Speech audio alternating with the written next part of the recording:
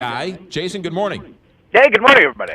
The movie It is getting a lot of attention. It's a terrible name for a movie. It was a terrible name for a Stephen King book that, came out in the 80s, didn't it? It did, and this is steeped in 80s nostalgia. So if you're into that kind of thing, it's going to draw immediate comparisons to Stranger Things, and it stars one of the kids from Stranger Things.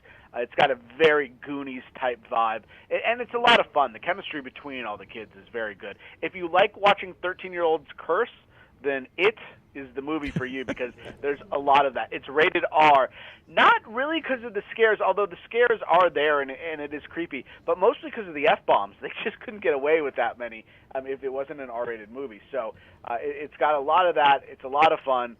I'm not really into scary stuff. Isn't really my thing. I don't really care. It doesn't matter to me. But the chemistry between the kids is great here. It's very, very funny, and it's going to make a ton of money this weekend. Because it's really the only thing that's been out, right? Yeah. I mean, we're just coming off one of the worst summers in 25 years.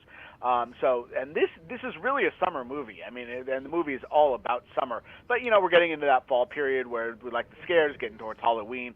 So this is a good time for something like that. But this is going to make maybe 60 to 70 million, which is a huge number for September. The best opening in September was Hotel Transylvania 2, the animated movie. Really? That made 48 million. This is going to make 10 million more than that, or more. So it's going to blow away the record, and something that we sorely need because the box office was down so bad this summer. What about this Reese Witherspoon movie that's getting a lot of attention? Yeah, it's not going to make a whole lot of money. Home Again is about she plays a single mother whose life takes an unexpected turn after she moves to L.A. She takes in 3 young, charismatic, charming guys. There's a kind of love triangle. It's a romantic comedy area. We're looking at maybe $10 million for that, which, it only costs about $15 million to make, so that's not bad. But Reese Witherspoon, at one point was a huge box office draw. You would expect her movies to open much bigger than that, but that's not the case here. Yeah, all right. And then what's this story about Spotify and Hulu? Explain the dynamics behind this deal. Yeah, it's kind of interesting. So Spotify, capitalizing on the fact that kids love streaming music and that's where they want to grow their base. They came out with a plan for $4.99 a month for students that lops it's basically lops their fee in half. And now Spotify has teamed up with Hulu, and for that same $4.99 a month, you're going to get both. So this is a huge play to try to get those younger eyeballs and ears to use their services because, this generation is not watching TV, and they're listening to everything on streaming. They're not buying music at all. Yeah. So if you get both of them involved there, it's a swipe at Apple, it's a shot at Netflix, and all these other content providers. Because remember, Apple has the music service as well, but they're getting into the TV content too, right?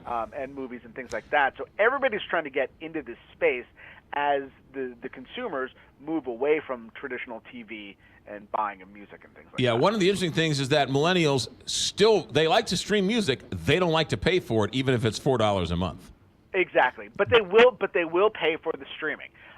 So they don't want to own, they don't want to buy. You don't want to clog up your iPhone with things that you've bought, right? I mean, it just takes up way too much space. So you want to stream everything, and these services allow you to do that. And this saves you a lot of money because if you got both, you'd be paying about $18 a month. Yeah. So to get both for $5 a month is a big deal. I don't mind buying 99-cent songs and having my iPhone and play my own music, but I guess that means I'm old school. Well, no, the thing is, just for me, it takes up space. So when I'm taking all these pictures of my food and whatever I do, right? Because that's what people do. I can't if I have too many songs on my phone. Right. How many selfies can I hold if I got songs? Exactly, and that's the millennial dilemma these days, right? Yeah, all right. Jason Nathanson, have a good weekend. Thanks.